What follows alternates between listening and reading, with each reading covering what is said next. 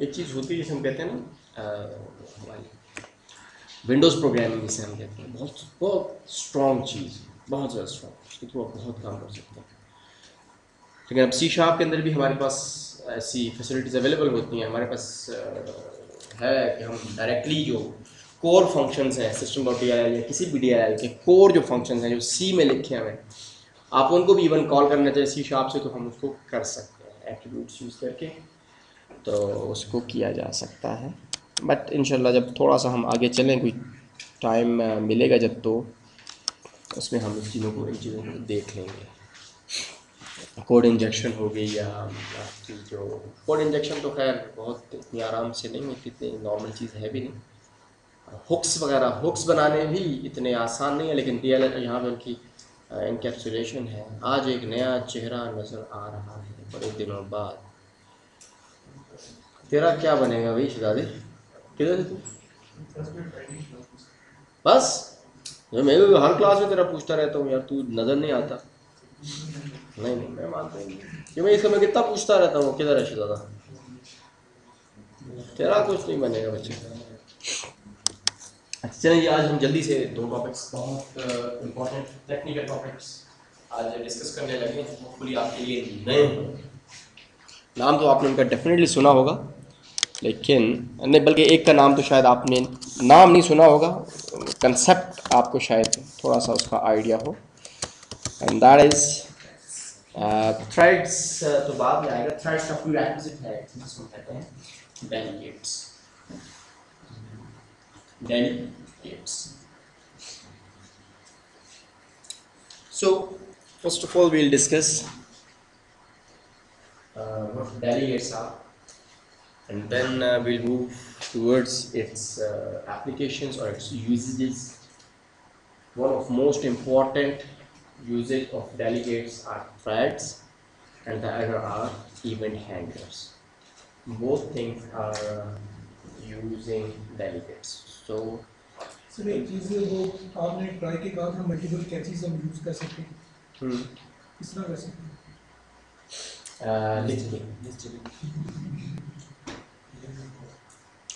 और ये आपका एक ट्राई है, इसमें आपने कोई कोड लिखा है। That code may generate multiple exceptions. That code may generate divide by zero exception. That code may generate like a conversion exception. That code may generate some other exception. So if you use multiple catches with specific classes, like ये आपने try लिखा, यहाँ पे आपने catch लिखा, और catch पे आपने कहा जी नल एक्सेप्शन, ठीक है, और इसका आपने एक बना दिया कैच। एक आपने कैच बनाया डिवाइड बाय ज़ीरो, या जो भी इसकी क्लास का नाम है। We have multiple classes that are inherited from main class, exception class. तो उन हर जो आपकी इनहेरिटेड क्लास है उसके लिए आप एक कैच लिख सकते हैं। इसका फ़ायदा क्या होगा कि यहाँ पे जो भी एक्सेप्शन जनरेट हुई वो स्पेसिफिक कैच वाली उसको कैच करें। For example null means value exception I, तो वो ये वाला कैच उसको जो है वो रिसीव करेगा और ये कैच एग्जीक्यूट होगा। डिवाइड बाई जीरो वाला वो जो आपने उसकी स्पेसिफिक क्लास है उसकी जो उसको डील करती है वो लिया हुआ, फिर ये वाला कैच नहीं एग्जीक्यूट होगा बल्कि ये वाला कैच एग्जीक्यूट होगा। आपने जो है वो इनवैलिड आर्गूमेंट की एक्सेप्शन अगर जनरेट हुई तो वो थर्ड कैच एग्जीक्यूट होगा। अगर और कोई एक्सेप्शन जनरेट हुई, ठीक है, तो वो उससे रिलेटेड, तो डेटाबेस की कुछ एक्सेप्शंस अपनी है, स्पेसिफिक है, उनके लिए क्लास है बकाया, वो वाली उसको कैच करें।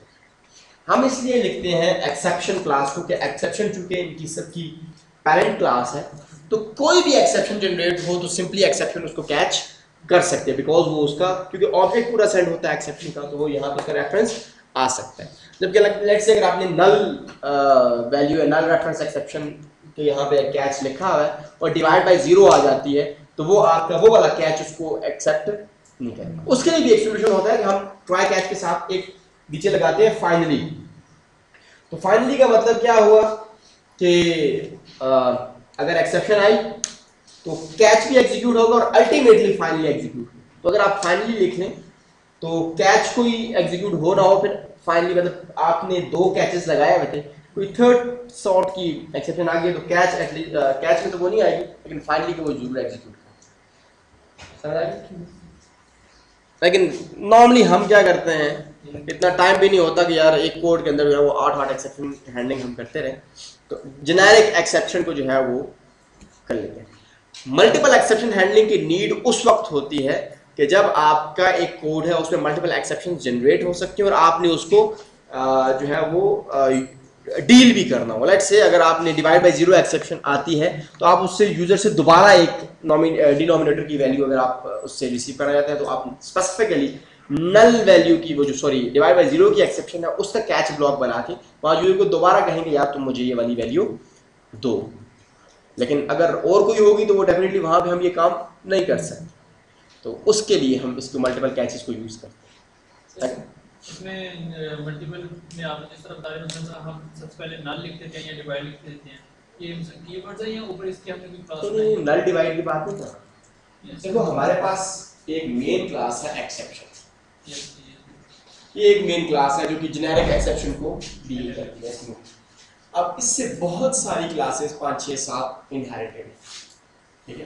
तो नल वैल्यू एक्सेप्शन एक क्लास है, डिवाइड बाय जीरो, आप मुझे क्लासेस के नाम याद नहीं, मैं ये आपको बताऊं ये वाली एक्सेप्शन जनरेट होती है इन वजह से केवल आपने कोई एक वैल्यू किसी को असाइन नहीं की और आप उसको यूज कर रहे हो एक्सेप्शन जनरेट कर देगा। डिवाइड बाय जीरो किया तो वो एक्सेप्शन जनरेट कर देगा, ठीक है। कोई एक ऑब्जेक्ट है वो आपने इंस्टेंशिएट नहीं किया और उसको आप यूज कर रहे हो वो एक्सेप्शन जनरेट कर सकते हैं। तो जो मल्टीपल एक्सेप्शंस आप जनरेट करवाते हैं जनरेट होंगी, अब इनको हर एक को हैंडल करने के लिए अलग से एक इनकी जो है वो चाइल्ड क्लास बनेगा। लेट्स से हम कहते हैं कि एक्सेप्शन मेन क्लास है, उसके नीचे 7 क्लास है, तो मतलब आप 7 कैच के ब्लॉक्स लिख सकते हैं। अब डेफिनेटली एक्सेप्शन जब जनरेट होगी या इस वजह से होगी या इससे या इससे या इससे या इससे, सातों में से किसी एक वजह से एक्सेप्शन जनरेट होगी। तो जब एक्सेप्शन जनरेट होगी तो वो उस स्पेसिफिक क्लास वाले कैच को एग्जीक्यूट करवाएगी, बाकी उसको कैच नहीं करेंगे वो वाले एग्जीक्यूट। समझा? जिस तरह एक ग्राउंड में 10 प्लेयर्स हैं तो जिसकी तरफ जाएगा बॉल वो उसको कैच करे, तो एक्सेप्शन जिस स्पेसिफिक क्लास की वजह से जनरेट हुई अगर हमने उसके लिए कैच बनाया हुआ है तो वो उसको डील करेगा। मैं यहाँ पे बल्कि एक आपको बना के दिखा देता हूँ। ट्राई हमने किया और लेट्स से हमने कहा जी कि कंसोल स्ट्रिंग बल्कि int x equals to int dot parse कर देता हूँ, डॉट पार्स, और यहाँ पे मैं क्या कर देता हूँ जी console dot read line. Let's say मैं ये यहाँ पे क्या किया है कि एक x किया int dot parse console dot read line किया, और यहाँ पे मैंने क्या किया जी int c equals to 10 divided by x। Let's say ये कर दिया, ठीक है। समझ आ गई बात? अब देखो यहाँ पे 2 एक्सेप्शंस जनरेट हो सकते हैं, कैच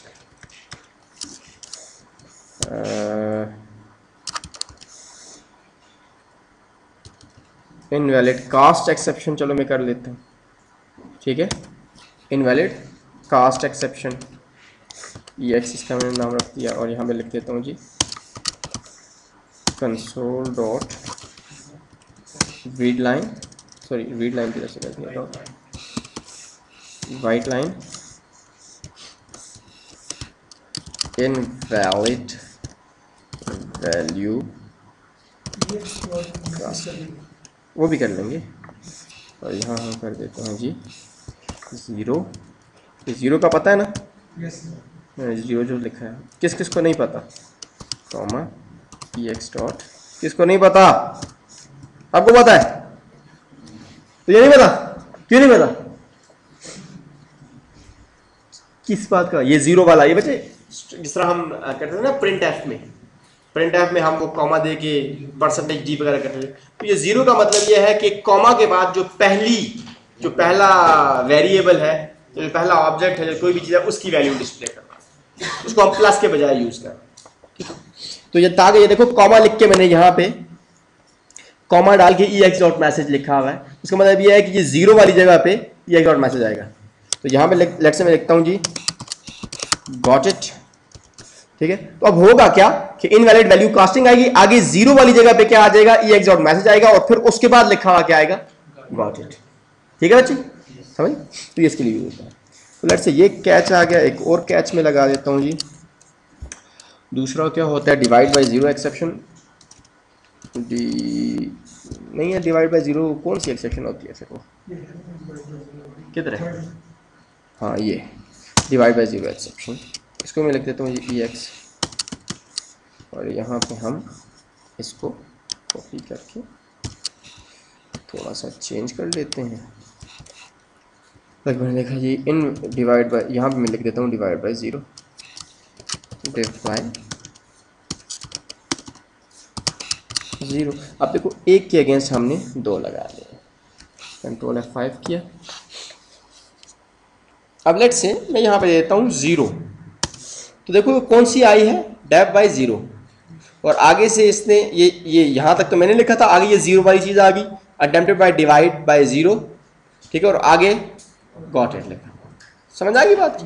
अब ये देखो यहाँ पे मैंने अब जो एक्सेप्शन इस जगह पे जनरेट हुई है वो कौन सी हुई है, डिवाइड बाय जीरो। तो उसने ये ऊपर वाला जो एक्सेप्शन थी इसको कॉल नहीं किया। आप दोबारा करते हैं और यहाँ मैं लिख देता हूँ जी DFGF, ठीक है। तो ये आई थिंक ये वाली नहीं लेता, ये कोई और होगी, इनवैलिड कास्ट। ये कौन सी है, सिस्टम डॉट फॉर्मेट एक्सेप्शन है। ये कौन सी है, सिस्टम डॉट फॉर्मेट। ये फॉर्मेट ठीक नहीं था तो हम यहाँ पे करते हैं जी इनवैलिड कास्ट एक्सेप्शन की बजाय यहाँ पे हम क्या लगा देते हैं, किधर है भैया आना, क्यों नहीं आ रहा यार, कौन सा था, फॉर्मेट एक्सेप्शन।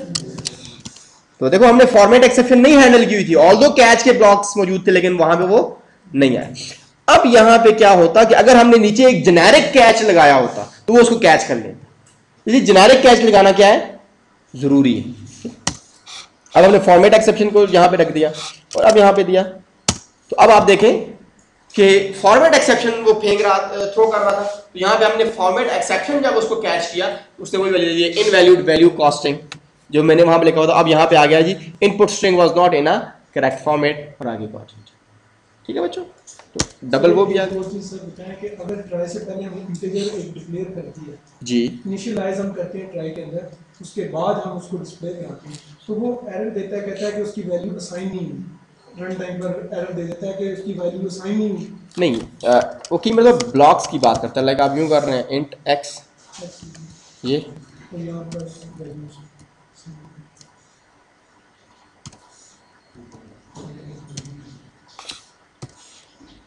किधर गया इसका इंसर्ट, किधर है, यूं करें।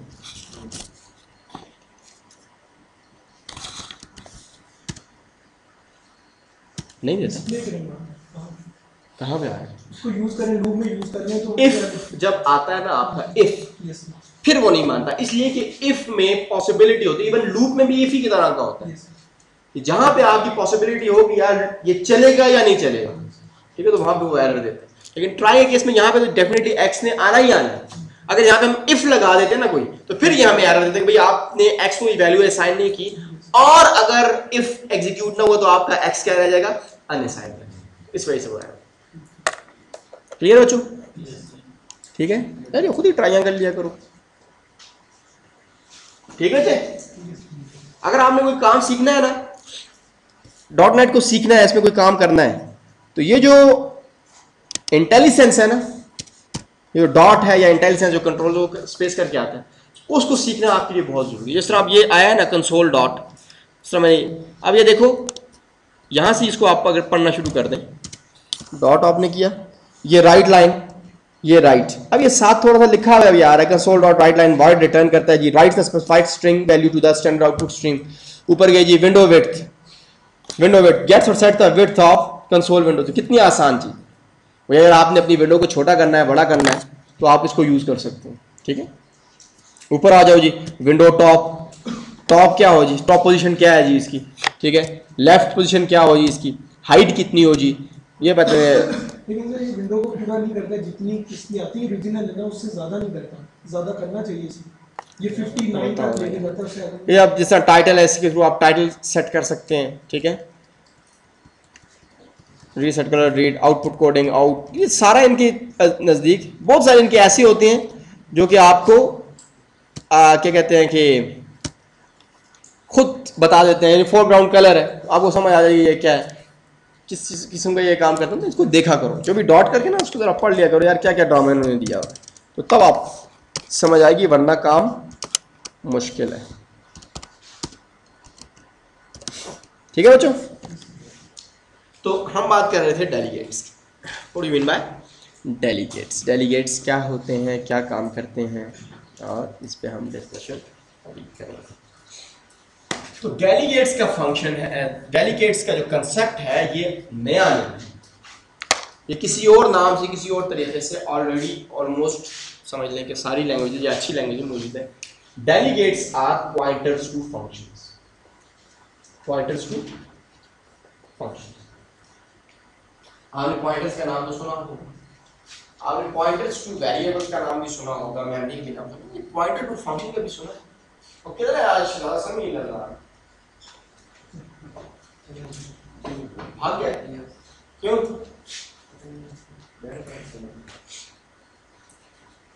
जी, पॉइंटर्स टू फंक्शंस, ये क्या ड्रामा है, क्या बना?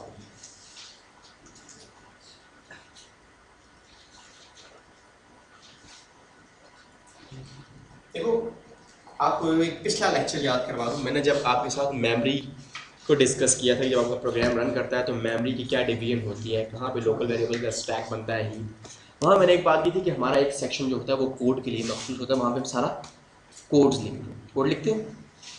ऐसे ये कोड था तो ये यूँ लिखा हुआ, तो ये जहाँ पे लिखा हुआ है क्या ये मेमोरी कोई एड्रेस है? जाहिर बात है, मेमोरी का हर जो बाइट है वो एड्रेस बाइट है, उसका कोई एक एड्रेस है। इसका मतलब है जितना भी आप कोड लिखते हैं तो हर कोड का भी आपका एक नया एड्रेस होता है। वही बात मैंने आपसे बल्कि डिस्कस भी की थी कि जो एड्रेस होता है नेक्स्ट इंस्ट्रक्शन का वो कहाँ लोड कर दिया जाता है, प्रोग्राम काउंटर में पीसी में लोड कर दिया जाता है, तो वो आपको एग्जीक्यूट हो जाता है। उसका मतलब है एक एड्रेस है। अब लेट्स से एक फंक्शन यहाँ से स्टार्ट हो रहा है, ये उसका स्टार्टिंग है, तो यहाँ एंडिंग है, तो जाहिर बात है इसी का भी कोई एड्रेस होगा। अगर एड्रेस है, मेमोरी एड्रेस है, तो इसका मतलब है वो पॉइंटर में स्टोर किया जा सकता है, पॉइंटर में स्टोर किया जा सकता है। मेमोरी का एड्रेस है तो इसका मतलब वो स्टोर किया जा सकता है। लेकिन अब जो आप पॉइंटर बनाएंगे वो किस टाइप का होना चाहिए कि उसके अंदर मेमोरी का एड्रेस स्टोर हो सके? इंटीजर का होना चाहिए। क्यों? स्ट्रिंग की फॉर्म में चलते हैं ना, सी शार्प मैं एड्रेस की बात कर रहा हूँ भाई। एड्रेस तो हमेशा देखो एक ही होता है, टर्बो सी में वो 2 बाइट्स लेता था, यहाँ 4 बाइट्स लेता है। पॉइंटर आप किसी भी टाइप का बना दें, फ्लोट का बनाएं, डबल का बनाएं, कैरेक्टर का बनाएं, वो कितने बाइट्स लेगा? टर्बो सी में 2 बाइट्स लेता था, यहाँ पे 4 बाइट्स लेगा। जिस तरह की वैल्यू, लेकिन क्या आप किसी इंटीजर वैल्यू को कैरेक्टर के पॉइंटर में स्टोर करवा सकते? क्यों? सेम होनी चाहिए हालांकि दोनों में चाहे वैल्यू आपका वेरिएबल चाहे कैरेक्टर हो, चाहे फ्लोट हो, चाहे डबल हो, चाहे इंटीजर हो, चीज एक ही आती है उसमें, तो फिर क्यों? खैर ये लंबी डिस्कशन हो जाएगी, मैं इस पर नहीं जाना चाहता कि पॉइंटर की जब अरिथमेटिक इसमें इन्वॉल्व हो जाती है। लेकिन एक बात आपको भी पता है कि यार जिस टाइप का एड्रेस आपने स्टोर करना हो उसी टाइप का पॉइंटर होना चाहिए। अब फंक्शन की क्या टाइप होती है? फंक्शन का मैंने कहा जिस एक बात और क्लियर होगी कि जिस टाइप का वैल्यू है उसी टाइप का पॉइंटर हमें बनाना है। तो फंक्शन के लिए किस टाइप का बनाए? तो उसके लिए हमें फंक्शन टाइप का पॉइंटर बनाना पड़ेगा। अगर आपने फंक्शन का पॉइंटर सी में बनाना हो तो आप कुछ इस तरीके से बनाएंगे। लेट्स से एक ये है हमारे पास, इधर लिखा है वॉइड f1 और ये एक दो वैल्यू सेव रहा है, इंट सी और फ्लोट b। लेट्स से ये हमारे पास कोई एक पॉइंटर, एक फंक्शन। तो अगर आप इस फंक्शन का पॉइंटर बनाना चाहेंगे तो आप यूं बनाएंगे, void, यहां पे पॉइंटर का नाम लिखते हैं ptr, void स्टैटिक ptr, और यहां पे आप लिखते हैं int कॉमा int। तो ये क्या बना आपके लिए? अब एक पॉइंटर बना है और ये पॉइंटर हर ऐसे फंक्शन का एड्रेस स्टोर कर सकता है कि जिसकी रिटर्न टाइप क्या हो, वॉइड हो, और जो जो आर्गुमेंट रिसीव कर रहा हो, जिसका पहला आर्गुमेंट इंट हो, दूसरा आर्गुमेंट फ्लोट। समझ आ गई बात? तो हमने एक ऐसा पॉइंटर बना दिया है, और ये आप कैसे करेंगे? सिंपली आप यूज करेंगे ptr इक्वल्स टू f1। तो ptr में क्या स्टोर हो जाएगा? f1 का एड्रेस स्टोर हो जाएगा, और आप f1 को f1 का नाम यूज किए बगैर f1 को एग्जीक्यूट करवा सकते हैं। कैसे? अगर हम यूं करते हैं ptr और आगे ये दे दें और यहाँ दे दें 5 और 7.3, तो क्या एक्चुअली क्या एग्जीक्यूट होगा? इसका कोई फायदा आपको नजर आ रहा है?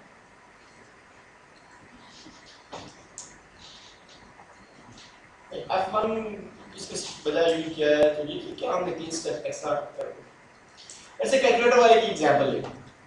कैलकुलेटर में आपके कितने फंक्शंस होते हैं? ऐड का, डिवाइड का, सब्ट्रैक्ट का, मल्टीप्लाई का, मॉड का। अगर आप गौर करें तो उन सब का फॉर्मेट सेम है, सबका ऑलमोस्ट फॉर्मेट सेम। आप ये कहेंगे डबल रिटर्न कर रहा है या फ्लोट रिटर्न कर रहा है, फ्लोट की 2 वैल्यूज रिसीव कर रहा है। तो आप एक को यूं बना दें, float static ptr float comma float. तो अब इस ptr में आप ऐड वाले का भी एड्रेस सेव कर सकते हैं, डिवाइड वाले का भी, और ये तो आप इस एक कॉल के थ्रू, ptr के थ्रू, आप उन चारों पांचों में से कोई भी फंक्शन कॉल कर सकते हैं। सिंपली आप इफ यहां पे लगा दें कि अगर प्लस हो तो ptr को ऐड का दे दो एड्रेस, माइनस हो तो सब्ट्रैक्ट का दे दो, मल्टीप्लाई हो तो एम्प्लीफायर का दे दो। लेकिन आपकी ये कॉल क्या हो जाएगी? सेम हो जाएगी, ptr को कॉल कर सकते हो। लेकिन आप, मुझे यकीन है कि इतने एफिशिएंसी नहीं दे पाएंगे। इसका फायदा तो नहीं, दूसरे से भी तो कॉल करके अगर उसमें कॉपी करना आपने कॉल करनी है, ऐड अगर आप कॉल करेंगे तो उसको आपको ज्यादा कॉल देनी पड़ेगी ऐड। सब्ट्रैक्ट आप कर रहे हैं तो सब्ट्रैक्ट का आपको देना पड़ेगा। असाइन तो हम सिंपली असाइनमेंट कर रहे हैं ना, असाइनमेंट की स्टेटमेंट और कॉपी की स्टेटमेंट तो वो वही मान लीजिए, बल्कि इसमें एक एक्स्ट्रा स्टेटमेंट आ जाएगी कॉल, उसमें डायरेक्टली कॉल करें, इसमें तो असाइन करने के बाद कॉल भी करनी पड़ेगी। सिंपल है। आपने पीटीआर को यहाँ पे कोई भी एड्रेस असाइन कर दिया, कि कौन सा कॉल करना है, ये वाला करना है, ये करना है, ये करना है, ये करना है, कोई। और ये चीज़ आप किसी हद तक जो है वो डायनामिक कर सकते हैं कि ऑटोमेटिकली वो डिटेक्ट कर ले कि अगर ये वाली चीज़ आई तो ये वाला फंक्शन कॉल करना। ठीक है। और दूसरी चीज़ जो इसकी ज़्यादा इंपॉर्टेंट है कि हमने एक फंक्शन को कोई आर्गुमेंट पास करने हैं और उसमें वो ये बताए, उसको ये पास करने के यार तुमने ये वाला फंक्शन कॉल करना, फिर आप वो कैसे काम कर सकते हैं। लेट्स से एक फंक्शन है, एक फंक्शन अगर नया है, उस पर कोई दूसरा फंक्शन कॉल करना है, उसके अंदर आपको नहीं पता कि आप कौन सा दूसरा फंक्शन कॉल करना चाह रहे हैं। तो एक दूसरे फंक्शन से या एक क्लास है उसके दूसरी क्लास में कोई फंक्शन कॉल करना है, ठीक है, या उसको बताना है, तो आप उसको दूसरे फंक्शन को जाके नहीं बता सकते कि भाई तुम ये वाला फंक्शन कॉल। तो ये जो हम पॉइंटर बनाते हैं, इसको हम जो पॉइंटर फंक्शन बनाते हैं इसको पास बाय सॉरी ये पास भी कर सकते हैं, आर्गुमेंट एज ए आर्गुमेंट भी हम पास कर सकते हैं। काम तो जो भी सी में है ना वो आप किसी भी तरीके से कर सकते हैं। फॉर एग्जाम्पल आप लूप्स यूज करने हैं तो लूप्स की जगह हम रिकर्शन भी यूज कर सकते हैं, लूप्स की बजाय हम गो टू भी यूज कर सकते हैं, ठीक है। लेकिन एक जब सोफिस्टिकेटेड वे होता है, यानी जिस तरह हम फंक्शंस के बगैर प्रोग्रामिंग करें तो वो प्रोग्राम तो हमारा बन जाता है, लेकिन हम जब फंक्शन बनाते हैं तो उसमें एक्स्ट्रा चीजें लगती हैं हमारी। हाँ की कॉल भी एक होती है, उसको वैल्यू भी पास करो, फिर बाद में उसका हेडर भी बनाओ, ब्लॉक भी बनाओ। लेकिन जब नॉर्मल वे में आपको समझ नहीं आता कि यार इसकी क्या फायदा, इसका नुकसान ही आपको नजर आता है। किसी अच्छी जगह पे जब आप अच्छे लेवल पे जाके प्रोग्रामिंग करते हैं फिर आपको समझ आता है कि नहीं यार इसकी नीड है। काम जो आप इसके थ्रू कर रहे हैं वो इसके बगैर भी कर सकते हो आप, लेकिन वो कमरसम हो जाता है और बहुत जो अच्छे सोफिस्टिकेटेड वेज हैं वो इनको यूज नहीं हो कर सकते। लेकिन यहाँ पे देखो ना, आप सिंपली एक पीटीआर को कॉल कर रहे हैं, इसी के थ्रू आप ऐड का फंक्शन भी कॉल कर सकते हो, इसी एक उसके थ्रू ऐड का भी, डिलीट का भी, मल्टीप्लाई का भी, जो भी है आपके फंक्शन वो इसके थ्रू कॉल कर सकते हो।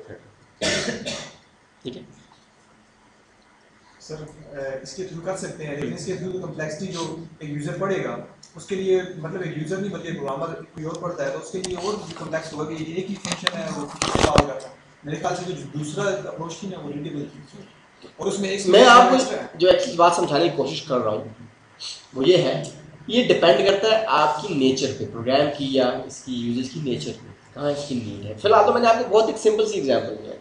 अभी आगे हम थ्रेड्स पढ़ेंगे तो उसके अंदर भी ये चीज़ यूज हो रही होगी, जब हम इवेंट हैंडलिंग पढ़ेंगे उसके अंदर भी ये चीज़ यूज हो रही होगी।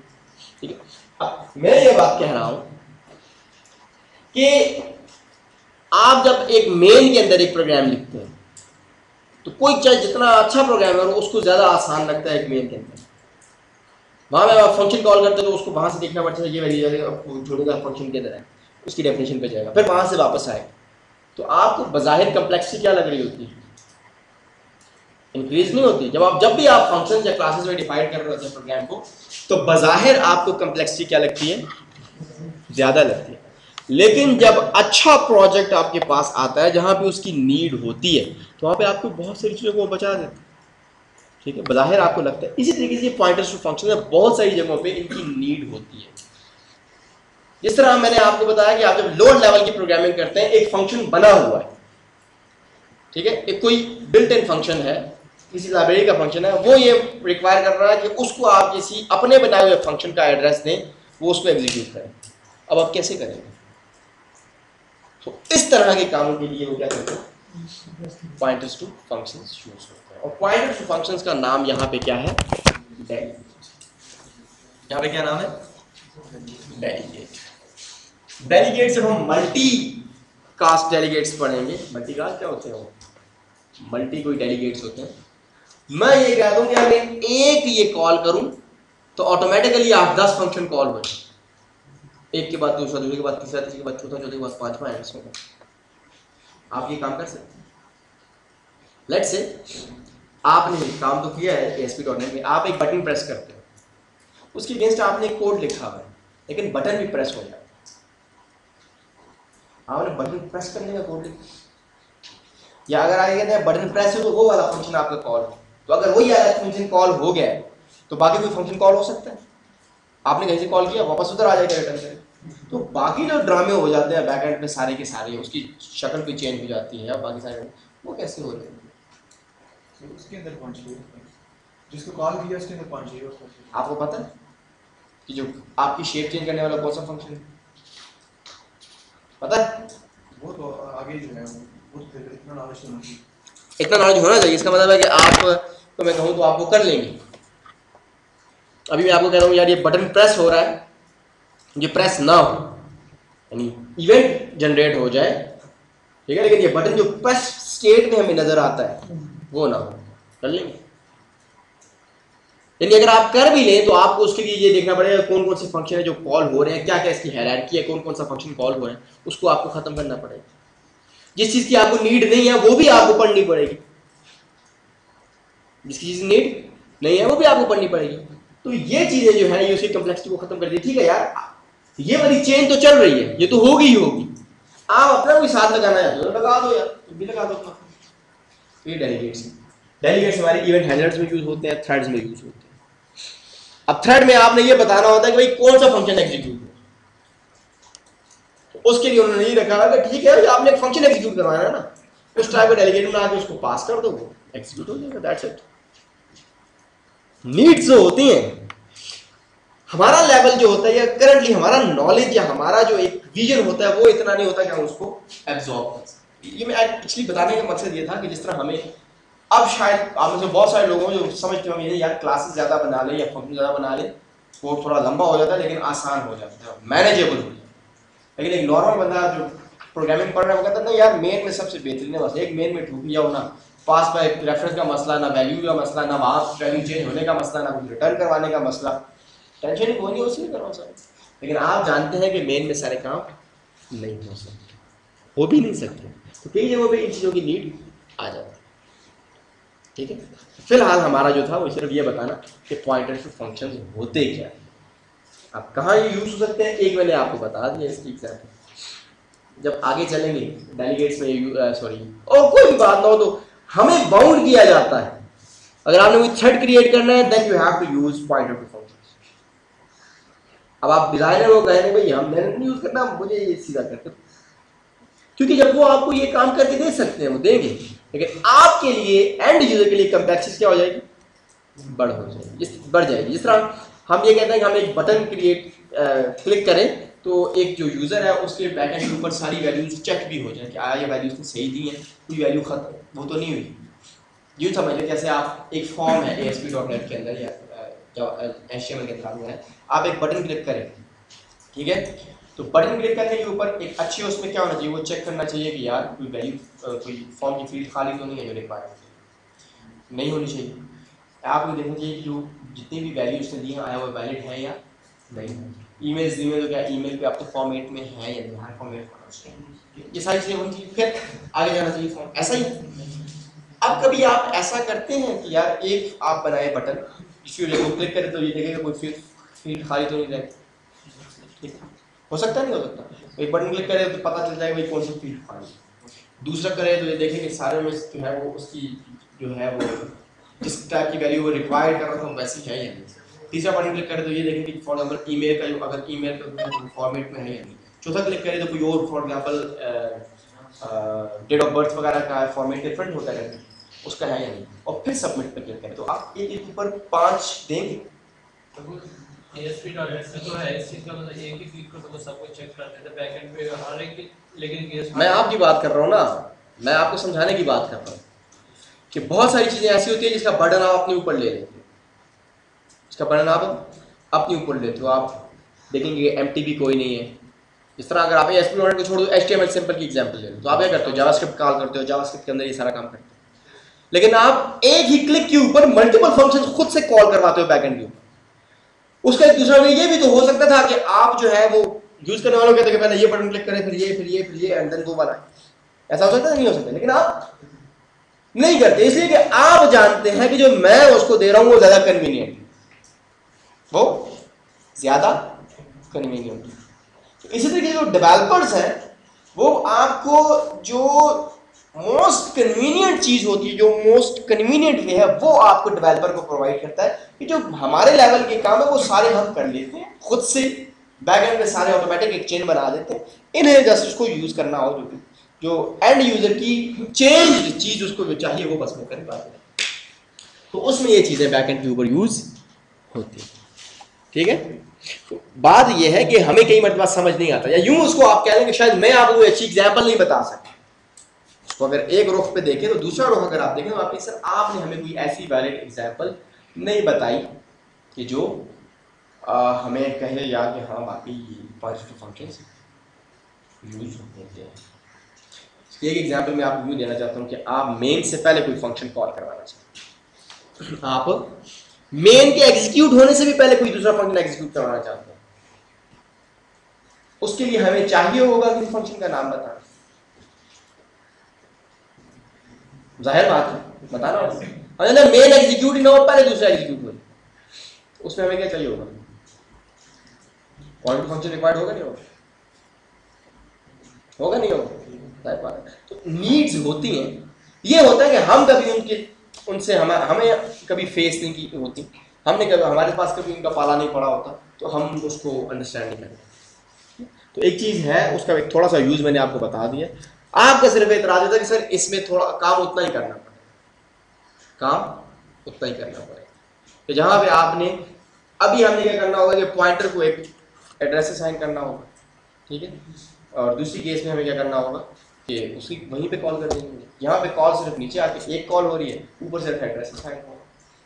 लेकिन बहुत सारी जगहों पे ऐसा होता है कि कई बार तो आपको इसकी नीड होती है, अच्छी जगहों पे नीड होती है। फॉर एग्जाम्पल आपने मल्टीपल चीज़ें और भी ऐड करवानी हो तो वो उसके लिए आपको एनीवेज जो बेसिक हमारी समझने की चीज़ थी वो थी पॉइंटर्स टू फंक्शंस या पॉइंटर टू फंक्शन क्या होता है, कैसे होता है।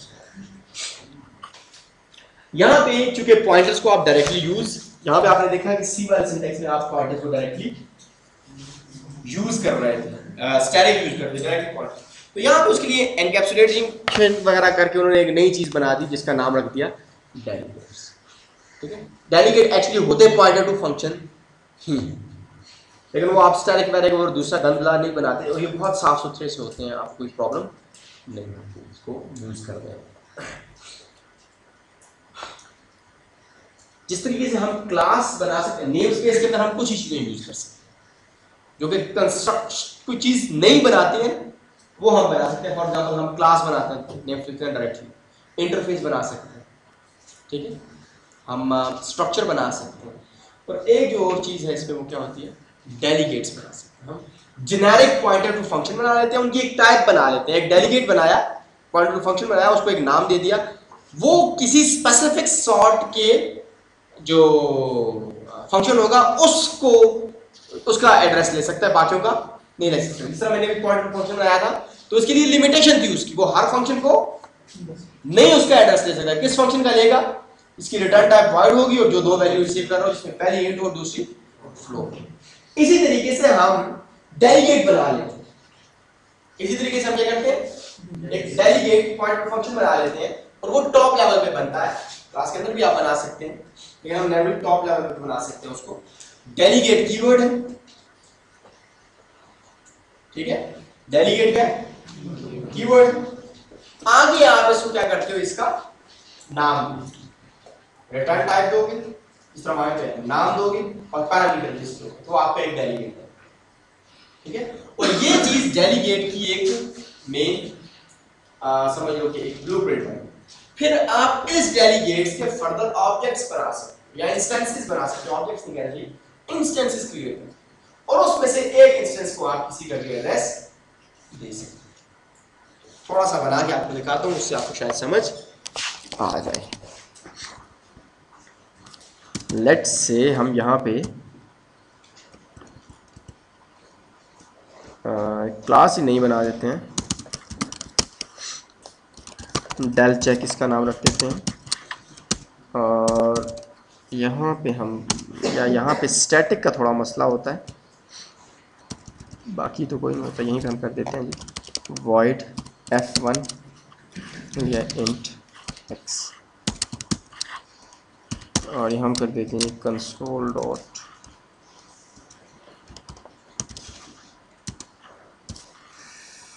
वाइट लाइन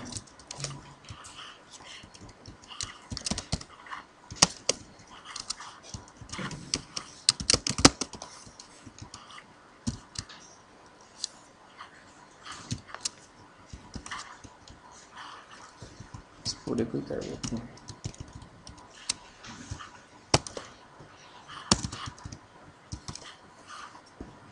लेट्स से ये f2 है,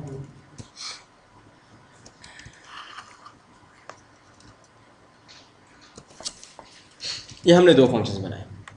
अब इनका अगर हमने पॉइंटर बनाना है या इसका डेलीगेट बनाना है तो उसके लिए हम एक डेलीगेट बनाते हैं। आप उसको क्लास के अंदर भी रख सकते हैं और क्लास के बाहर भी कर सकते हैं। तो हम लिखेंगे इसको करने के तरीके तो डेलीगेट कीवर्ड है, उसके बाद आई थिंक हम रिटर्न टाइप देते हैं। तो इनकी हमने रिटर्न टाइप्स नहीं दी अभी तक, नहीं वॉइड दी हुई है, ठीक है।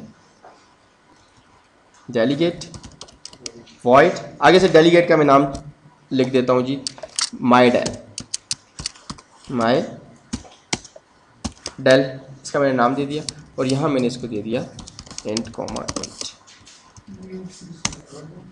हाँ एक है, एक इंट।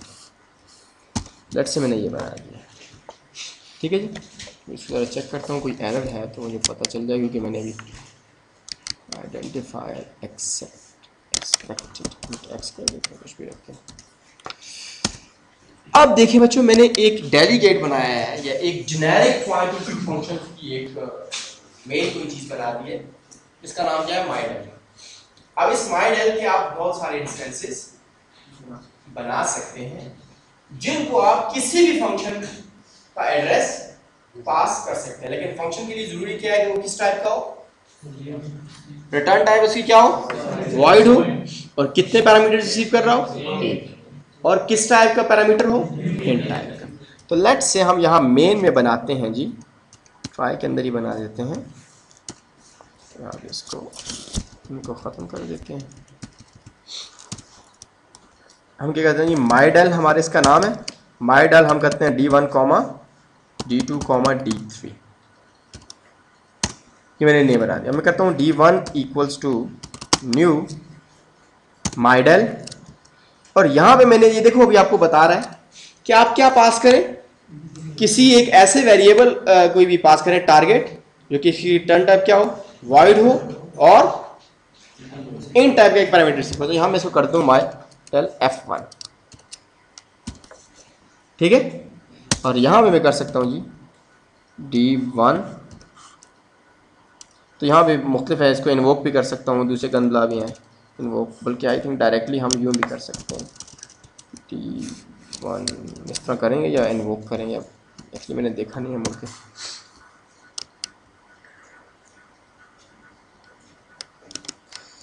ऑब्जेक्ट रेफरेंस रिक्वायर्ड है जी, इनको भी स्टैटिक कर दें।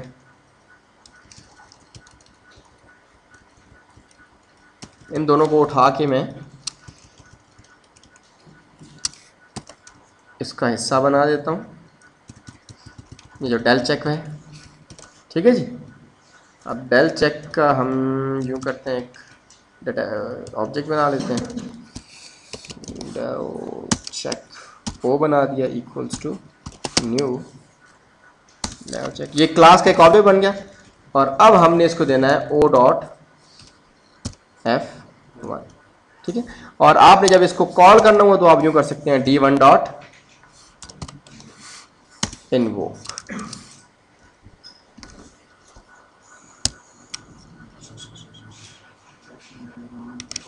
प्रोटेक्शन है इसको, इन दोनों को हमें करना पड़ेगा जी पब्लिक।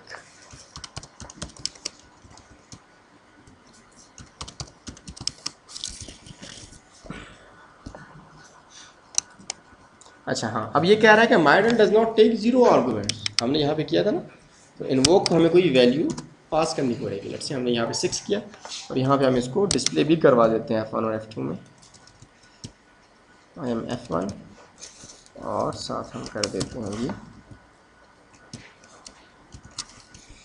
0 देके कॉमा X। अब आप देखिए कि ऑटोमेटिकली F1 कॉल हो गया और जो वैल्यू हमने इसको पास की थी वो भी यहाँ पे आ, ठीक है। अभी हमने एक्चुअली किया क्या है कि यहाँ पे एक डेलीगेट की, इस तरह हम एक ब्लूप्रिंट बनाते हैं, क्लास बनाते हैं, तो वो बता देता है कि भाई इसमें ये अगर ऑब्जेक्ट बनाएंगे तो उसमें ये होगी। तो यहाँ पे हमने एक डेलीगेट बनाया है और डेलीगेट को बताया कि तुम किस टाइप का फंक्शन का एड्रेस स्टोर कर सकते हो। तो हम इसको बताया कि इसकी रिटर्न टाइप क्या होगी, वॉइड होगी। नाम हमने इसका एक रख दिया, सब पॉइंटर्स का एक नाम होता है कि माइडल, ये एक जेनेरिक समझ लो, टॉप लेवल की कोई चीज़ होगी जो आगे से अपनी इंस्टेंसेस के हम बना सकते हैं माइडल। और हमने इसको यहाँ पे बताया कि इंट कोई एक पैरामीटर रिसीव करेगा इंट। यहाँ आके हमने कोई क्लास बनाई, इसी क्लास का भी हो सकता है लेकिन वो स्टैटिक हमें करने पड़ते, डायरेक्टली मैंने कर लिया। डेल चेक टाइप का एक मैंने ऑब्जेक्ट बना लिया। माई डेल के मैंने 3 इंस्टेंसेस बनाए, D1 D2 और D3। फिलहाल मैंने एक ही यूज़ किया है कि D1 equals to new del o dot F1। तो अब यहीं पे मैं इसको कर देता हूँ O dot F2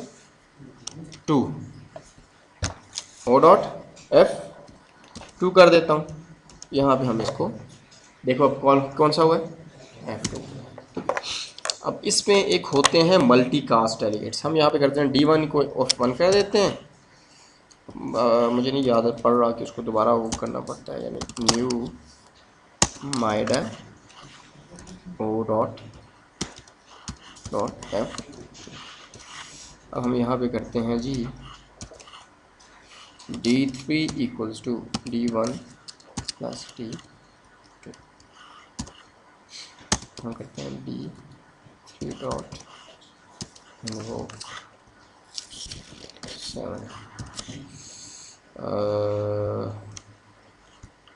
let me check।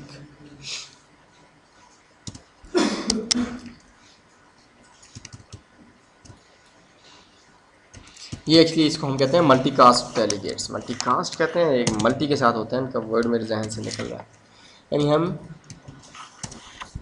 यहाँ पे हम एक्स कर देते हैं।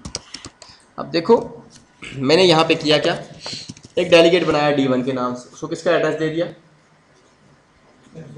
F1 का, ठीक है। फिर मैंने बनाया D2, उसको किसका एड्रेस दे दिया F2 का। अब मेरे पास कितने डेलीगेट्स हो गए, 2।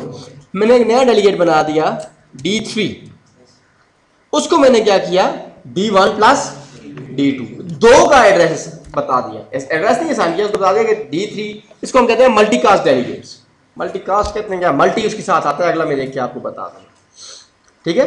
यानी एक इन्वोक, अब देखो यहाँ पे हम कॉल एक कर रहे हैं और फंक्शन कितने कॉल हो रहे हैं, 2। इसलिए आप प्लस D3 कर दें, प्लस D4 कर दें, जितने भी हैं वो करते जाएं, तो एक आप कॉल करेंगे, एक आपने कॉल की, वो सारे के सारे जो है उसके थ्रू अंदर ही कॉल हो जाएंगे। इस तरह मैंने अब यहाँ से कॉल किया, देखो 7 पास ही है, तो D1 को भी 7 पास होगा, D2 को भी 7।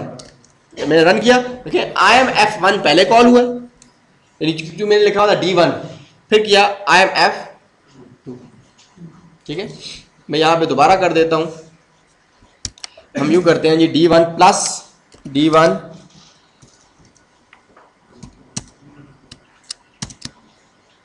प्लस D2, ठीक है। तो अब 2 मरतबा F1 कॉल होगा और 1 मरतबा F2 होगा।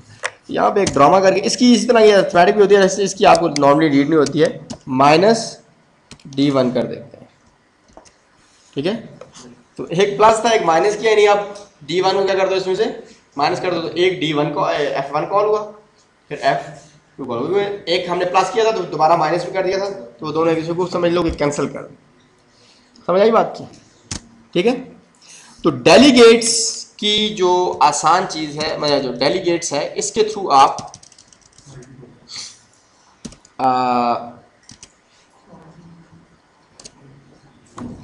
डेलीगेट्स पॉइंटर्स जो फंक्शन होते हैं, एक डेलीगेट बना के आप उसको किसी भी एक स्पेसिफिक टाइप के फंक्शन का एड्रेस असाइन कर सकते हैं, चाहे वो किसी भी ऑब्जेक्ट का हो, किसी भी क्लास। यहां पे हम ये कह सकते हैं कि यार हमारे पास 3-4 क्लासेस और मुख्तलिफ फंक्शंस हैं, ठीक है। अब हम उनमें से किसी एक फंक्शन को कॉल करना चाहते हैं, ठीक है। तो उसके लिए हम क्या करेंगे कि D1 को जो है किसी एक स्पेसिफिक का एड्रेस दे देंगे, चाहे किसी भी ऑब्जेक्ट का हो फंक्शन, और सिंपली उसको एक को कॉल कर देंगे। जब कॉल होगा तो वो स्पेसिफिक ऑब्जेक्ट का फंक्शन, हम फंक्शन का नाम यूज किए बगैर उसको क्या कर सकते हैं, यूज कर सकते हैं।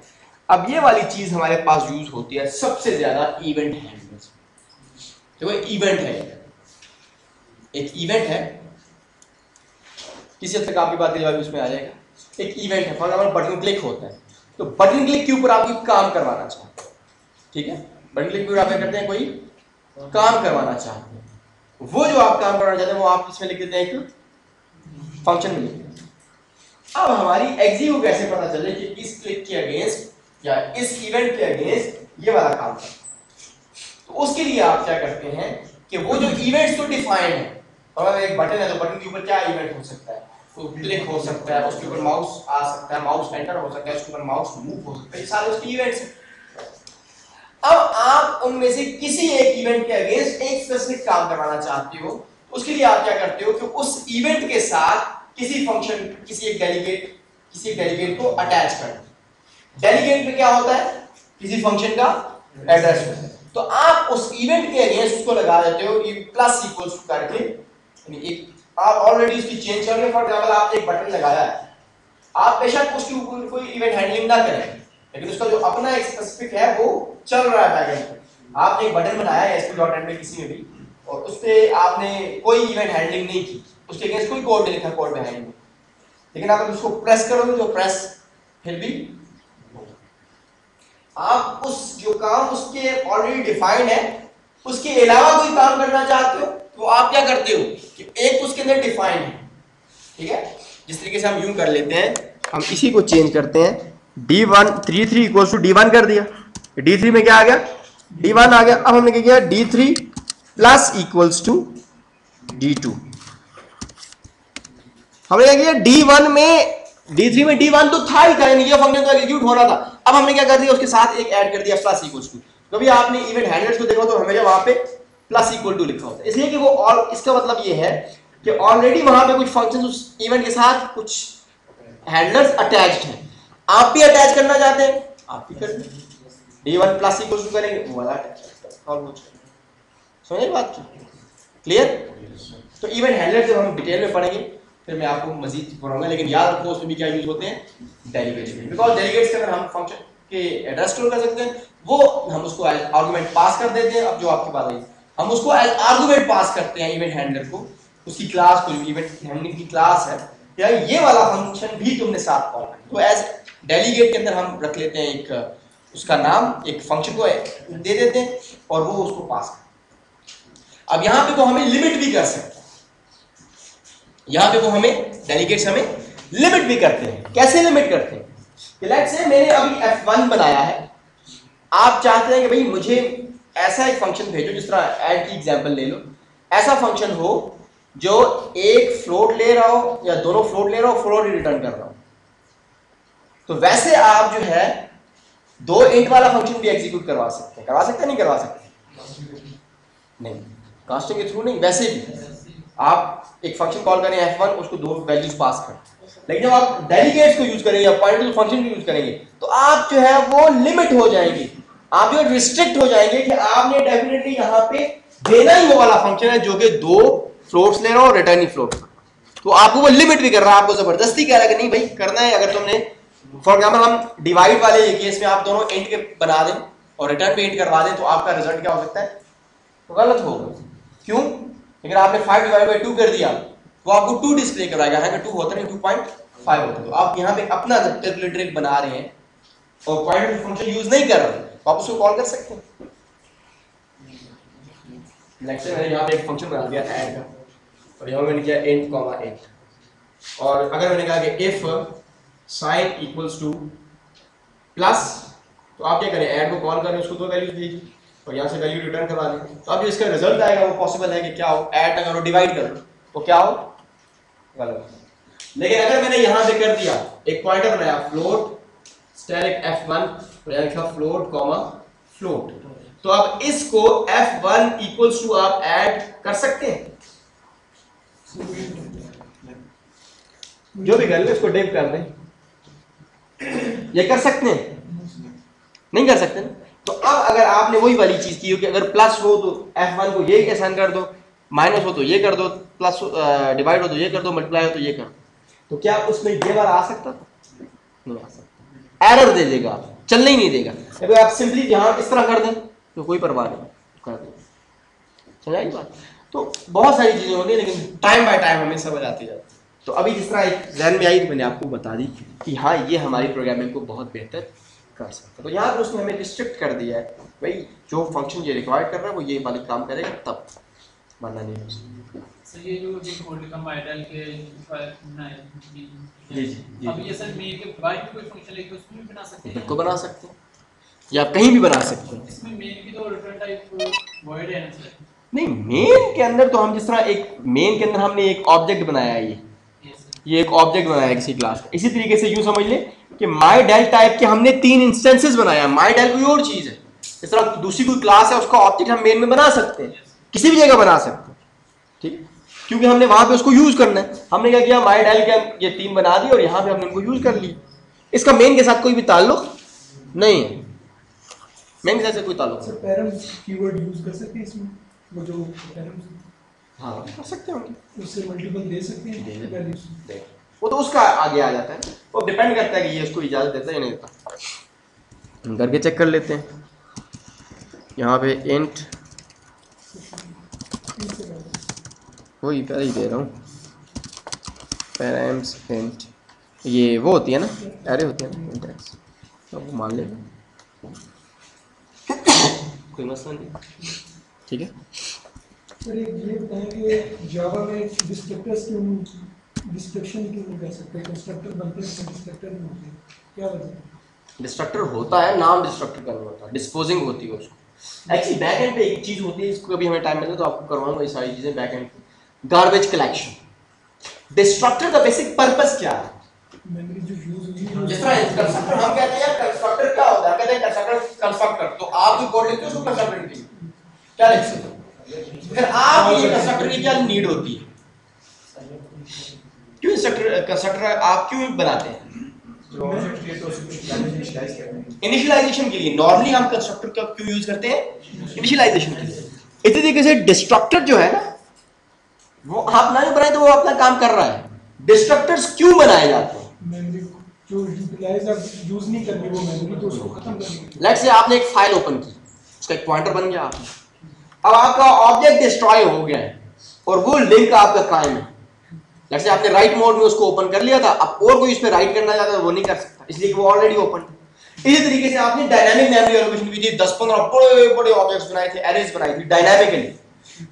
जब डायनामिकली आपने बनाई तो आप कोई भी चीज जब डायनामिक बनाते हैं तो वो आपकी जिम्मेदारी होती है कि आप उसको क्लीन करें। तो डिस्ट्रक्टर्स इसलिए बनाए जाते हैं कि अगर उस क्लास में या उस स्पेसिफिक जगह पे आपने कोई काम किया था, उस ऑब्जेक्ट के अंदर जाके कोई डायनामिक मेमोरी एलोकेशन की थी, कोई काम इस तरह का किया था, तो वो आप उसको जाके उस डिस्ट्रक्टर के अंदर क्लीन करेंगे। यहां पे आपको क्लीनिंग की ऐसी जितनी नीड इसलिए नहीं होती कि बैकएंड पे एक पूरा मैकेनिज्म होता है जिसको हम कहते हैं गार्बेज कलेक्शन। ठीक है, फॉर एग्जांपल हमने यहाँ पे जिस तरह आपको ये पता होगा ना, ओ इक्वल्स टू न्यू करते थे तो नया एक वो बन जाता था, उसको डिलीट करने के लिए क्या करते थे, डिलीट का कीवर्ड, डिलीट कीवर्ड हम नहीं करते। हम नहीं करते तो वो जो वैल्यू हीप में थी, जो रिजर्व थी, वो रिजर्व ही रहती है, वो वहां पर नहीं है रिजर्व। तो हमारी जब छोटी मेमोरी होती है उसको हम कहते हैं मेमोरी लीकिंग हो गई। इवन बड़े उसमें भी, अब पिछले दिनों हम यहाँ पे एक प्रोजेक्ट कर रहे थे ऑमनेट के अंदर और पैकेट्स जा रहे थे, एक सेकंड सिमुलेटर था, तो सिमुलेटर में तो बहुत ज़्यादा पैकेट्स जाते हैं, हजारों लाखों की तादाद में। तो अब एक एक पैकेट के लिए अगर मेमोरी रिजर्व हो रही है तो मेमोरी कितनी है आपकी, वर्चुअल मेमोरी भी जो है वो लिमिटेड होती है, वो खत्म हो जाती थी। तो अब क्या करता था, एक्सेप्शन थ्रो कर देता था। उसकी वजह सिर्फ क्या थी कि वो सी थी, सी के अंदर गार्बेज कलेक्शन है नहीं, तो वो जो हम जो क्रिएट कर रहे थे न्यू के थ्रू, डिलीट के थ्रू उसको डिस्ट्रॉय नहीं कर रहे थे मेमोरी को, वो एलोकेट हो जाती थी। जब वो एक मिनट में एलोकेट हो गई है तो वो उसको डिस्ट्रॉय नहीं करने देती। तो कुछ वजह से बाद मेमोरी जब कंप्लीट होगी वो अब क्या करेगा, नई वैल्यू कहां पे वो क्रिएट करेगा। हम इतने अच्छे होते भी नहीं कि एक्सेप्शन हैंडलिंग कर लें, हम तो सिंपली लिखते हैं ना pointer p equals to new int बस।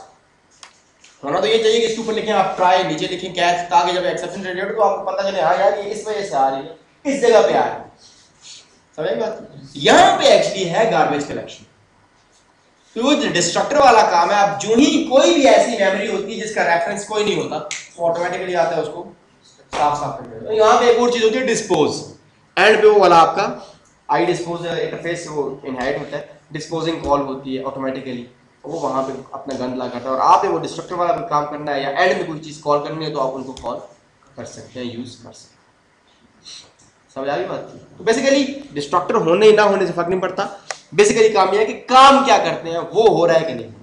और जावा में, सी शार्प में वो काम सी प्लस प्लस या डिस्ट्रक्टर से बहुत बेहतर तरीके से हो जाता है। बाकी कोई और भी रीजन हो सकती है, आई डोंट नो। ये मेरी एक लॉजिक आई थी कि यार ये नहीं है, वो मैंने आपको बता दी कि उसकी नीड नहीं है ऐसा। समझ आ गई? तो ये डिस्ट्रक्टर समझ आ गए, सॉरी डेलीगेट समझ आ गए। ठीक है, अब हम बात करते हैं जरा डेलीगेट्स की यूजेस की। थ्रेड्स, ये थ्रेड्स एक तो आप लोग होते हो ना धागे, इसके अलावा क्या होता है? थ्रेड से क्या मुराद है? ये थ्रेड क्या बुला है? ये बहुत काम की चीज है। यानी आपकी अच्छी प्रोग्रामिंग, कोई फिट सी प्रोग्राम हो, वो इसके बगैर मुमकिन ही नहीं। पैरेलल प्रोग्रामिंग होती क्या है? खैर हम ये अभी तो मैं आपको सिर्फ एक ओवरव्यू दे रहा हूँ, इसका पैरेलल प्रोग्रामिंग के ऊपर हमारा एक कंप्लीट एक लेक्चर होगा। फिलहाल मैं आपको बेसिकली उसका बेसिक्स बता रहा हूँ कि थ्रेड क्या है। सिंपल आपने थ्रेड बनाना है, कैसे बना सकते? थ्रेड होता क्या है?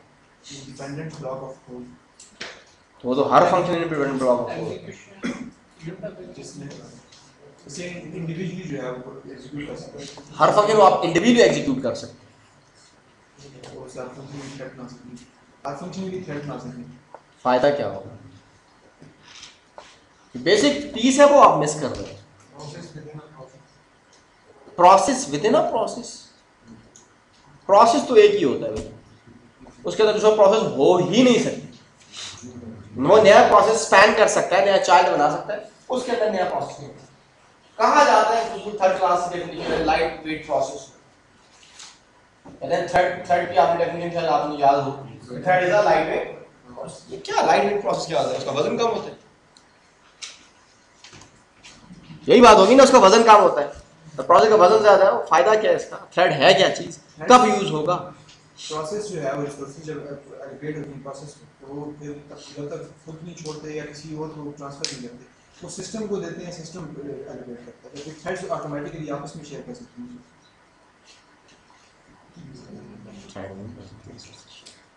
थ्रेड प्रोसेस के जो उसको एलोकेटेड चीज़ें हैं उनको वन बाय वन सारे उसको कर सकते हैं, जबकि एक प्रोसेस दूसरे को नहीं कर सकती। लेकिन थ्रेड है क्या, ये दफा करो वो क्या करता है, और पहले ये तो बताओ थ्रेड क्या है, क्या करता है, क्यों नीडेड है, क्या उसका फायदा है। थ्रेड क्या चीज होती है सर, मैं पूछना चाहता हूं। सर एक प्रोसेस बहुत बड़ा होता है सर, मेमोरी बहुत ज्यादा। भाई एक बात याद रखो कि हर प्रोसेस में एक थ्रेड जरूर हो, हर प्रोसेस में एक थ्रेड जरूर हो, तो प्रोसेस बड़ा हो या छोटा हो उससे थ्रेड से कोई फर्क नहीं पड़ता। नो सर, प्रोसेस बहुत बड़ा है, मेमोरी छोटी होती है हमारे पास, वो पूरा एग्जीक्यूट नहीं हो सकता एक टाइम पर। मेमोरी का उसके साथ कोई ताल्लुक नहीं है, उसकी। उसके साथ मेमोरी का कोई ताल्लुक नहीं होता। एक पूरा प्रोसेस है, विंडोज को अगर आप एग्जांपल ले लें तो सारी की सारी एग्जीक्यूट हो रही होती है। ये बात आपकी गलत है, वो एग्जीक्यूट क्यों नहीं हो सकता भाई? वो सर मल्टी थ्रेडिंग होती है। मल्टी थ्रेडिंग है क्या, थ्रेड होता क्या, मैं ये तो पूछ रहा हूं। एग्जांपल F1 F2 की एग्जांपल लेके,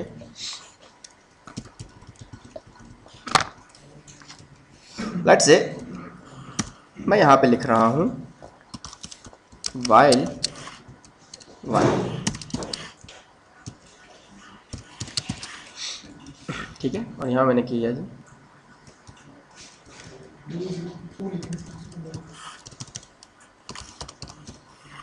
इसको 20 कर दिया, हम यहाँ पे कर लेते हैं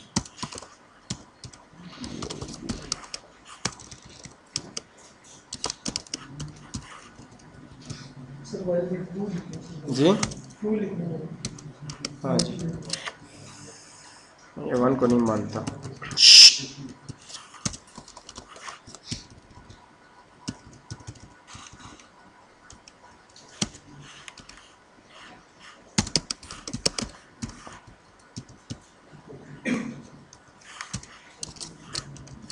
फिलहाल मैं डेलीगेट्स वाला सेक्शन को थोड़ा सा यहाँ पे इन्वोक हो रहा है, उसको ख़त्म कर देता हूँ और मैं यहाँ पे कॉल करता हूँ F1, इसको 1 पास कर देते हैं लेट्स से,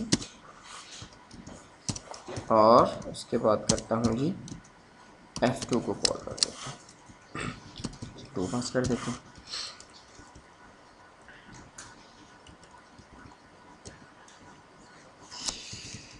तो जनाब आली, आप अब मुझे बताएं, इसको हम एक और काम कर देते हैं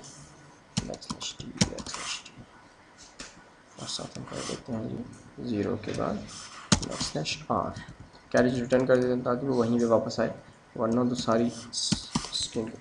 अब ये मैंने लिखा है, अब आप मुझे तो इसके अंदर कोई लिमिटेशन बताएं, इसके अंदर कोई फ्लॉ बताएं।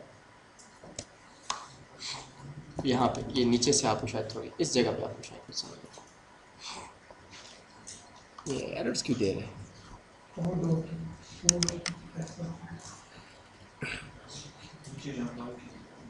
अच्छा हाँ, ये ऊपर वालों को क्यों दे रहा है, ये एरर दे दिया ना।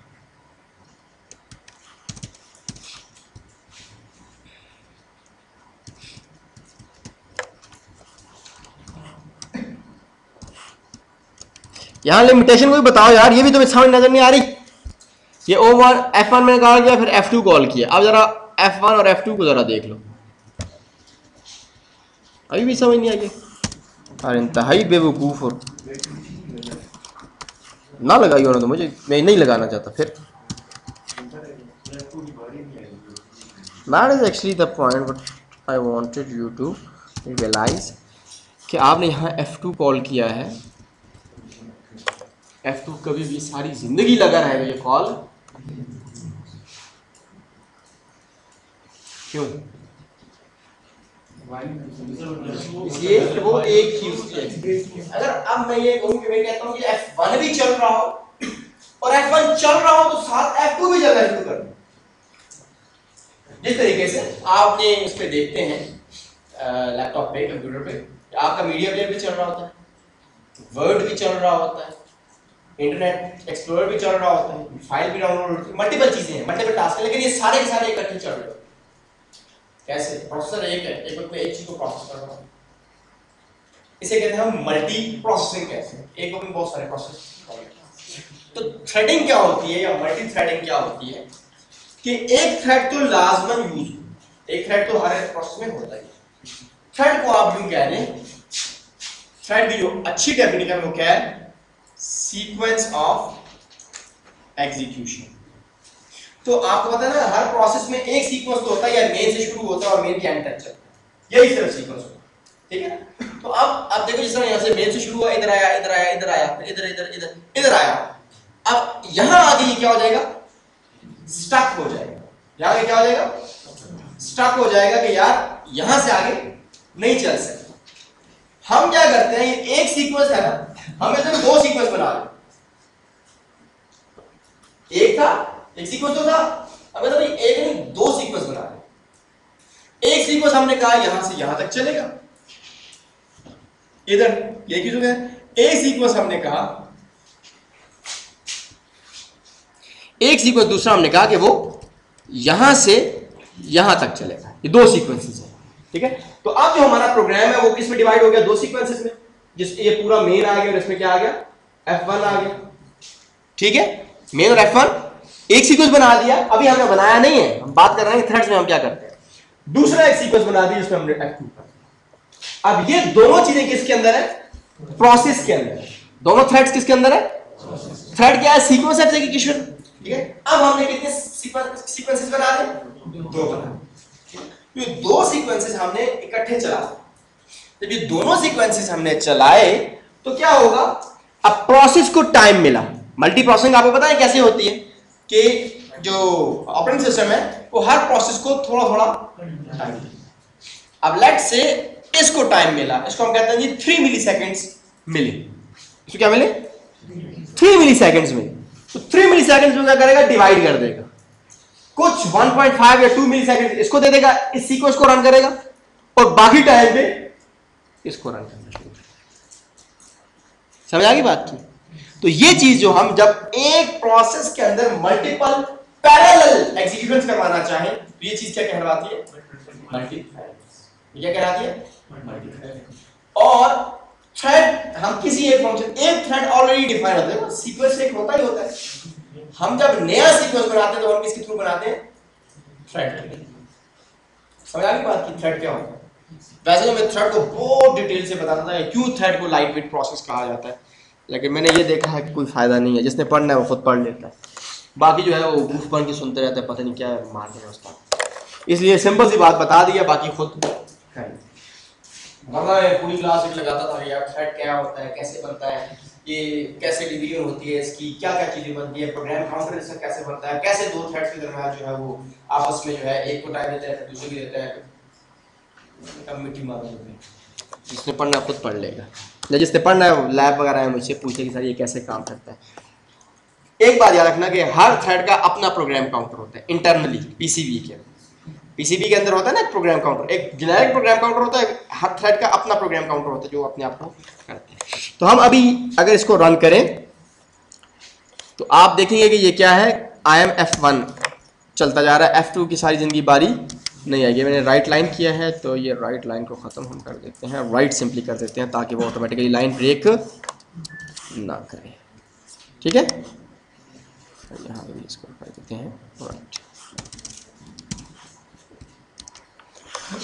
अगर आप ये देखें तो ये लगा हुआ है अल्लाह का नाम लेके, ठीक है, F1। तो ये सारी ज़िंदगी F2 की बारी नहीं आ सकती। तो अब हम थ्रेडिंग कैसे करते हैं, फिलहाल मैं जरा आपको मुश्किल तरीका है, आपको पुराना तरीका है वो बता रहा हूँ, उसके बाद हम पैरेलल की जो नई फैसिलिटी .NET 4 में आई है उसको डिस्कस करेंगे। थ्रेड की पूरी एक क्लास है, बल्कि पूरी एक नेम स्पेस। सबसे पहले आप बनाते हो एक थ्रेड, लाइक आपने एक थ्रेड बनाया T1 के नाम से। अब देखो एक चीज आपको देखिए कि थ्रेड को क्या चाहिए होता है, फंक्शन। एक नया सीक्वेंस बनाने का बेहतरीन तरीका यह है कि एक फंक्शन बनाए, वो एक सीक्वेंस बन जाए। जिस तरह पहले भी मेन का फंक्शन पूरा सीक्वेंस है। देखो मेन स्टार्ट होने के बाद, मेन एंड होने के बाद आप कोई भी चीज एग्जीक्यूट नहीं कर सकते, उसके दरमियान में आपने यूज करना होगा। अगर हमने नया एक सीक्वेंस बनाना है तो हमें एक चाहिए कि नया एक फंक्शन बना दें, ठीक है। और तो थ्रेड को हम एक्चुअली क्या असाइन करते हैं, किसी भी फंक्शन को। अब यहाँ पे थ्रेड फंक्शन को जब हमें नाम पास करना है आर्गुमेंट, तो वहां हमें क्या चाहिए होगा, डेलीगेट चाहिए होगा। और वो डेलीगेट हम अपनी मर्जी का नहीं दे सकते कि भाई ये मेरा फंक्शन है इसको ये चीजें पास करना। उसने आपको रिस्ट्रिक्ट किया है कि भाई ये इस टाइप का डेलीगेट है, डेलीगेट जो भी उसका है, जैसा वो उसका हेडर है वैसा ही आपने फंक्शन बनाया है वो एग्जीक्यूट होगा, वरना तो हम यहाँ पे क्या करते हैं जी कि अपना हमने डेलीगेट यहाँ नहीं बनाना बल्कि बिल्ट इन डेलीगेट यूज करना है। यहाँ पे हम क्या करते हैं इंट एक्स वगैरह इससे खत्म, बल्कि मैं आपको बताता हूँ थ्रेड कैसे बनते हैं। तो सबसे पहला काम आपने थ्रेड के लिए क्या करना है, यूजिंग सिस्टम डॉट थ्रेडिंग को आप क्या कर लें, ऐड कर लें। खवातीन जो है इसको जो है ये थ्रेड्स कंप्यूटर वाले लें, तो वरना ये आपके किसी काम का नहीं। अभी हमने थ्रेडिंग ऐड की तो यहां पे हम एक थ्रेड बनाते हैं, लाइक मेन में हम बना देते हैं, आप इसको बाहर भी बना सकते हैं। लेट्स से हम यहां पे थ्रेड एक बनाया, थ्रेड लेट्स से मैंने इसको बनाया T1। अब हम कहते हैं T1 equals to new thread. अभी तो देखो ना थ्रेड के एक रेफरेंस बना है, एक्चुअली थ्रेड का अभी डिटेल नहीं, न्यू थ्रेड हम करेंगे। तो अगर आप इसको देखें तो ये थ्रेड स्टार्ट एक्चुअली क्या है, थ्रेड स्टार्ट क्या है, ये एक डेलीगेट है। ये नीचे अगर आप देखें a system dot threading dot thread start delegate that represents the method to be invoked when this thread begins execute। यानी ये जो स्टार्ट है ना, थ्रेड स्टार्ट नाम से एक डेलीगेट बना हुआ है, उसका आपने क्या बनाना है, एक इंस्टेंस बनाना है। उस इंस्टेंस को जो चीजें हैं वो असाइन करनी है। तो यहां पे मैं पहले क्या करता हूं, थ्रेड स्टार्ट का एक इंस्टेंस बना देता हूं जिसको हम किसी उसका असाइन करेंगे, थ्रेड स्टार्ट TSS का मैं नाम रखते हैं equals to new thread start. और ये हमसे कहता है जी ऐसा फंक्शन हो जिसकी रिटर्न टाइप क्या हो, वॉइड हो और कोई भी वैल्यू ना रिसीव कर रहा हो। तो लेट्स से हमारा जो था O डॉट F2 हमने इसको लेट्स से दे दिया कि भाई O का F2 कर लो। इसको मैं नीचे ले जाता हूं क्योंकि O नीचे बना हुआ है। मेरी बात समझ आई? हमने थ्रेड बनाना है लेकिन थ्रेड को हमने किसी फंक्शन का नाम देना है कि भाई ये वाला थ्रेड किस स्पेसिफिकेशन के लिए नया सीक्वेंस बनाए। अब नया फंक्शन का नाम देने के लिए हमें एक डेलीगेट चाहिए, वो डेलीगेट उन्होंने खुद बताया है भाई थ्रेड स्टार्ट डेलीगेट होना चाहिए। तो हमने सबसे पहले क्या किया, थ्रेड स्टार्ट डेलीगेट को एक नया जो है वो असाइन किया O डॉट F2। कहता है F2 जो है वो एक वैल्यू रिसीव कर रहा है इसलिए आप इसको खत्म कर दें। हमने O डॉट F2 को ये खत्म कर दिया। हम कहते हैं भाई कोई भी बेशक आप यूज ना करें, O डॉट F2 हुआ। अब हमने कहा जी नया थ्रेड, ये वाला थ्रेड किसको यूज करें, तो हम यहाँ पे क्या दे देंगे, TS। तो क्या दे देंगे, TS। ये नया थ्रेड बनाओ T1 और इसको ये कौन सा फंक्शन एग्जीक्यूट करेगा, TS क्या है, एक नया डेलीगेट है और TS के पास करंटली कौन से फंक्शन का एड्रेस पड़ा हुआ है, O डॉट F। तो ये हमने जनाब नया एक थ्रेड बना दिया।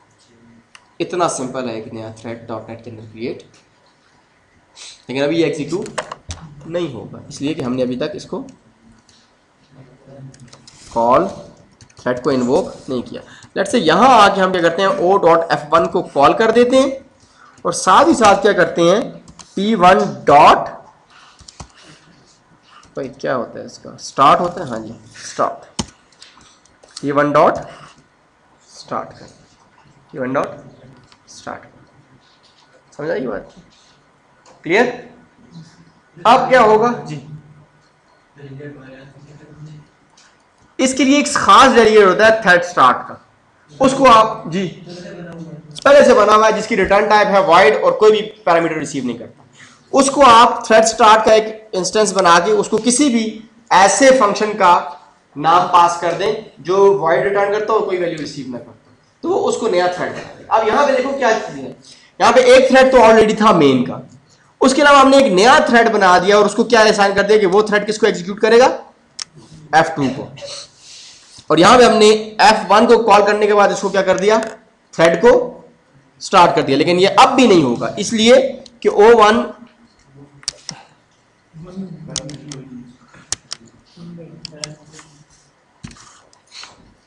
अब भी ये एग्जीक्यूट नहीं होगा इसलिए कि हमने इसको स्टार्ट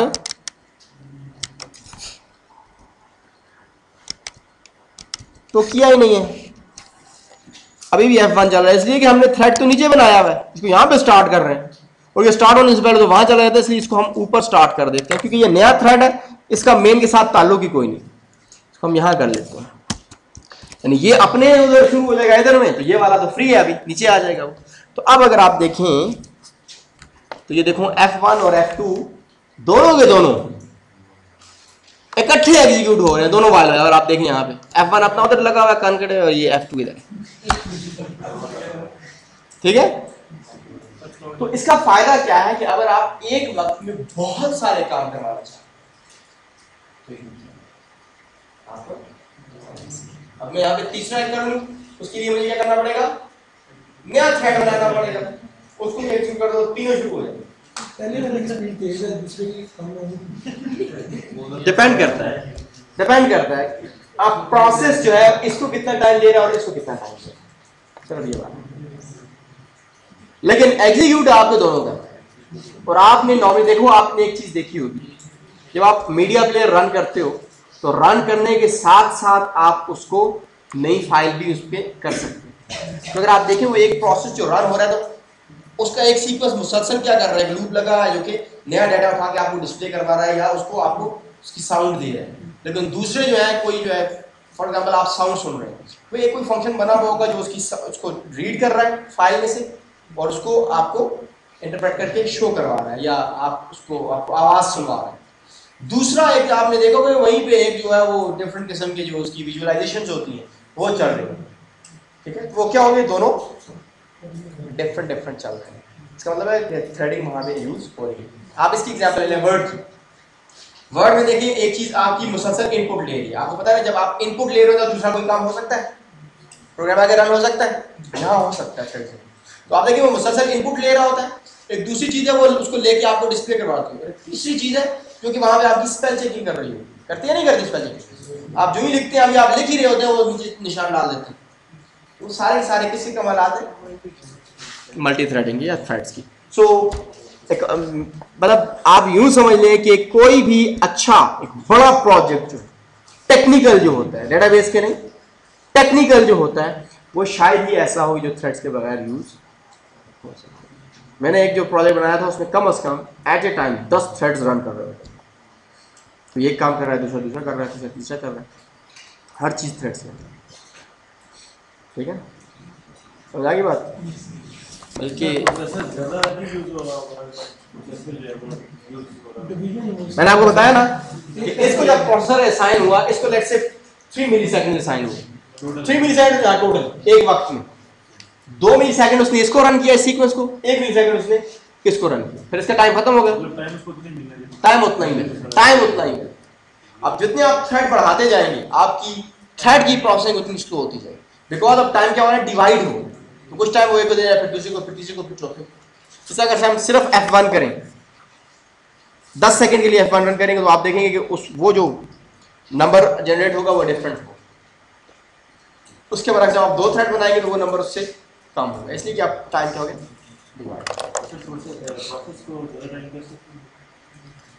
कर सकते तो है लेकिन आप करते नहीं, बिकॉज डायरेक्टली आप यहां से नहीं कर सकते, उसके अंदर तो आप जाकर जो स्केड्यूलर है उसको बताना पड़ेगा। थ्रेड जब आप बनाते हैं तो उससे स्केड्यूलर में कोई फर्क नहीं पड़ता। आपकी एक एप्लीकेशन जो होती है, अगर आप कुछ और प्रोसेस मिलते हैं ना, ये टास्क मैनेजर्स मिलते हैं जो लोगों ने बनाए हुए, उसको आप रन करें तो आपको ये भी बता देता है कि इस प्रोसेस के अंदर कितने थ्रेड रन होते हैं। आप जो विंडोज के प्रोसेस हैं उनको देखो 17, 20, 30 थ्रेड्स इकट्ठे रन कर रहे होते हैं, मतलब वो 30 काम कंकरेंटली कर रहा है। अब हम यहाँ पे एक और काम भी कर सकते हैं कि थ्रेड को स्टार्ट भी किया, ये थ्रेड जो है ना,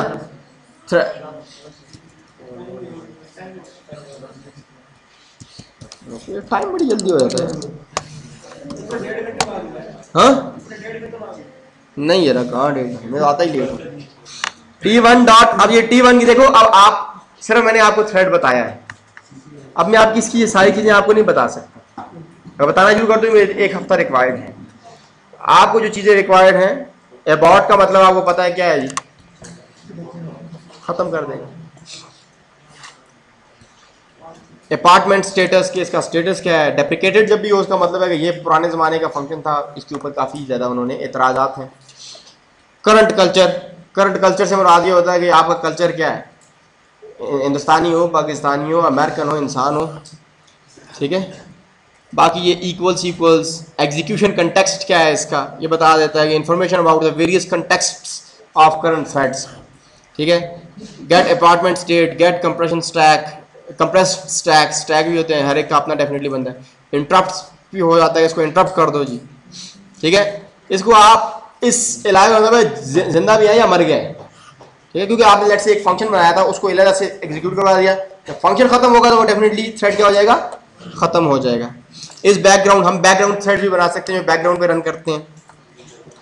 बाकी ये जॉइन इंपॉर्टेंट होती है। प्रायोरिटी, आप इसको नाम भी कोई भी दे दें, आइडेंटिफिकेशन के लिए यूज हो सकती है।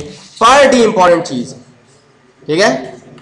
प्रायोरिटी जो है, प्रायोरिटी सी क्या है, हम कर देते हैं priority equals to thread priority dot highest कर देते हैं। अब देखते हैं इसमें कोई फर्क पड़ता है। अब अगर आप देखें सीआर साहब, ये अब F2 भागी जा रहा है, ठीक है ना। अब ये 16,000 हो गया, दूसरा 8,000 हुआ, ये 21 हो गया, इसलिए कि हमने इसकी प्रायोरिटी क्या कर दी है, हाई कर दी है। अब क्या होगा, ये वाला ज्यादा ले रहा है टाइम, उसको प्रोसेस कम दे रहे हैं कि भाई इसकी प्रायोरिटी हाईएस्ट तो है। तो इसके लिए बहुत सारे काम आप ड्रामेट्रू में कर सकते हो, समझ आ गई। लेकिन इसका तरीका ये होता है कि आप इसको साथ साथ देखते रहें, इसका इंटेलिजेंस, बहुत सारी चीजें आपको डायरेक्टली यहां से पता चल जाती हैं। रिज्यूम का मतलब क्या हुआ जी, लेट्स से अगर एक थ्रेड रुका हुआ था, आपने उसको स्टॉप किया हुआ था, पास कर सकते हैं आप थ्रेड जनाब थोड़ी देर के लिए पॉज हो गया, उसके बाद आपने उसको स्टार्ट कर, स्टार्ट तो आपको पता ही है, सस्पेंड, उसको सस्पेंड कर दो। पॉज नहीं होता इसमें, सस्पेंड होता है, ठीक है, खत्म नहीं होता लेकिन रुक जाता है। तो ये जनाब थ्रेड्स हैं, और थ्रेड्स बहुत इंपॉर्टेंट है, इसको पढ़ के आ जाना, ठीक है। और इसकी 2 4 5 6 असाइनमेंट्स भी कर लेना खुद से ही।